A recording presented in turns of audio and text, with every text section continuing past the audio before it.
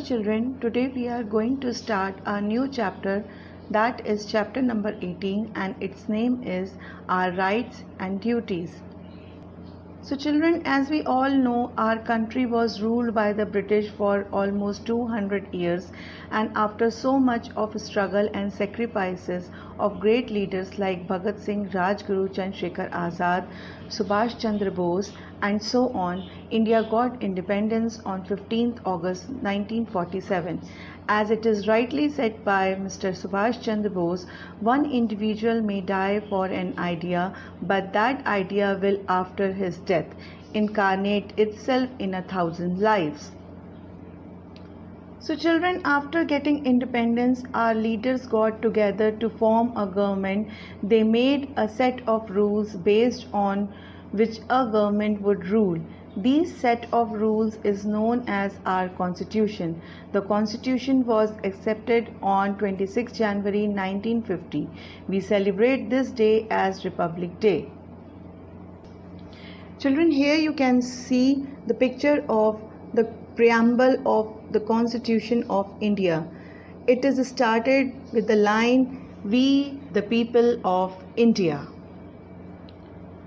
So let's learn again about Constitution. A Constitution is a set of fundamental principles or established precedents according to which a state or organization is governed.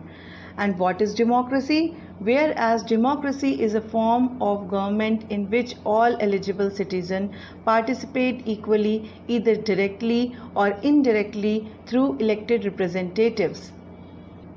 So children, India is a democratic country, and democracy is of the people, by the people and for the people. What are the other rules for election and democracy?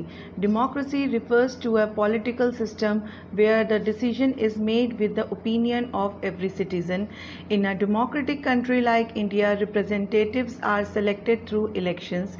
In elections, people vote for the most deserving candidate which represents them. India became a democracy in 1947. So children, after learning about Constitution and democracy, let's move forward and learn more about our rights and duties.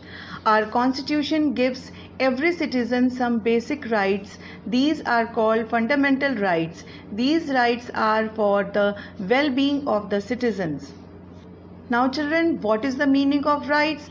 Rights literally mean those freedoms which are essential for personal good as well as the good of the community. And what is the definition of fundamental rights?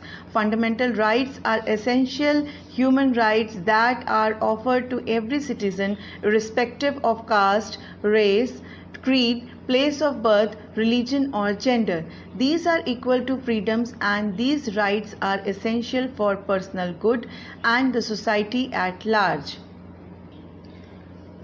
Every citizen of India have some basic rights set as fundamental rights, and they are 6 in numbers. First, right to equality. Second, right to freedom. Third, right against exploitation. Fourth, right to freedom of religion.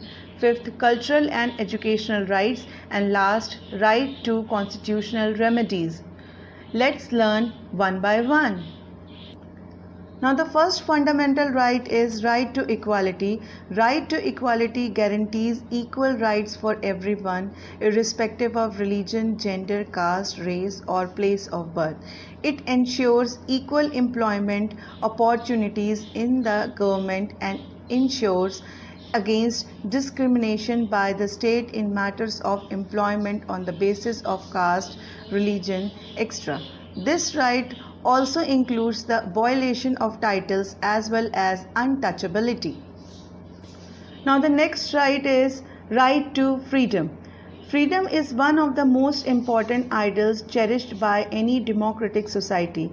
The Indian Constitution guarantees freedom to citizens. The right to freedom includes many rights such as freedom of speech, freedom of expression, freedom of assembly without arms, freedom of association, freedom to practice any profession, freedom to reside in any part of the country.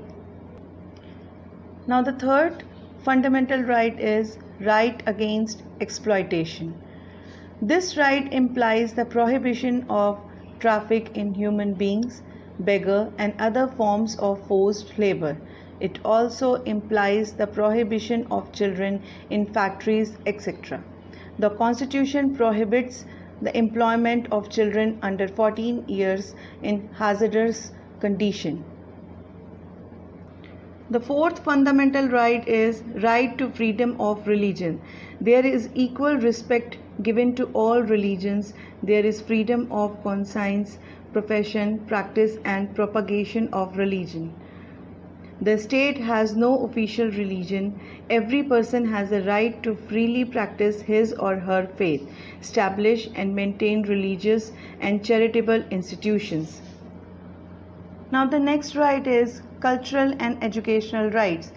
The main aim of this law is to protect the minorities. What are minorities, children?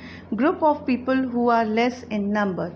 We have multiple groups of people who are very less in number. They mostly live in remote areas or have been downtrodden by the old-fashioned society. We can include certain castes and tribes who live in jungles away from developed big cities and towns. Even a particular segment of public called Dalits or the small religious groups like Parsis do come under minorities. All these people have a fundamental right to enjoy all the benefits that the majority of citizens enjoy. Now the last right is right to constitutional remedies. The right to constitutional remedies is considered to be the most important fundamental right because it ensures the protection of our fundamental rights. It helps the citizens in moving court in case of violation of their fundamental rights. In other words, this right is very important for the legal development of the citizens and the country.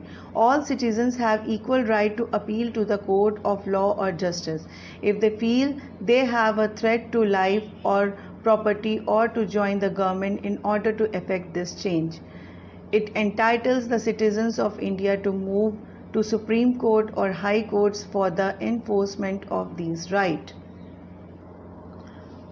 Like our basic rights that are called fundamental rights, we have some duties.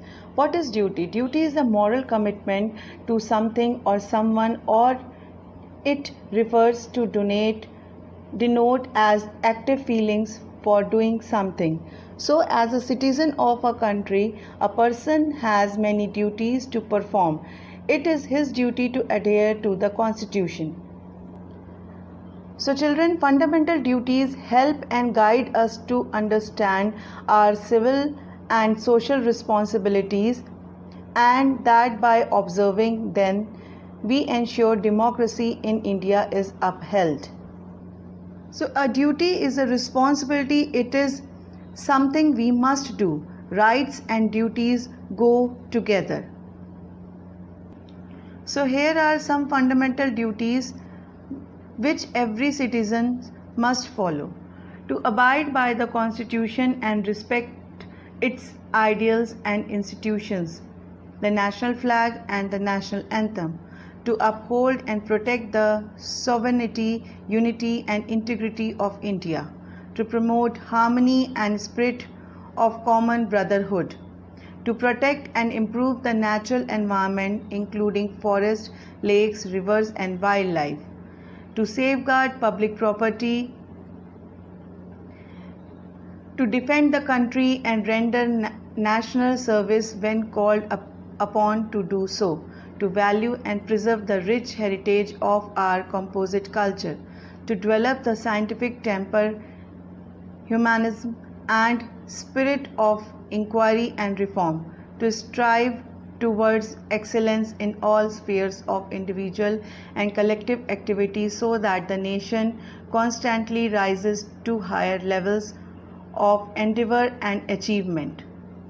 So here you can see fundamental duties with the help of pictures: respect our flag, defend the country, uphold sovereignty and integrity, safeguard public property, unity in diversity, protect the environment, strive for excellence, preserve our culture, Do your part in the development and educate children.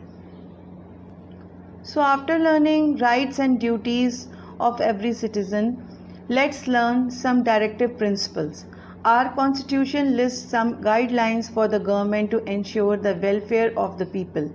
These are called directive principles. The constitution asks the government to ensure that providing proper living condition for all the citizens, providing work for everyone, every child goes to school, every person should get proper treatment, promotion of education, economic interest, protection and improvement of environment and safeguarding of forest and wildlife of the country.